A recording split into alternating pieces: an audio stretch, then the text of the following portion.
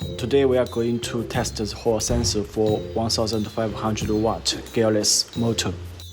This is the Hall sensor. It includes the positive and negative poles and the signals.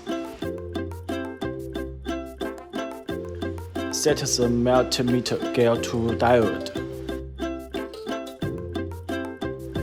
Use the black negative pole to connect the positive pole on the left side of the Hall board, and use the positive pole to test the three signals on the Hall board. If one of the measured data is very different, it means that the Hall board is broken. If it's normal, you need to test the positive and negative of each Hall sensor.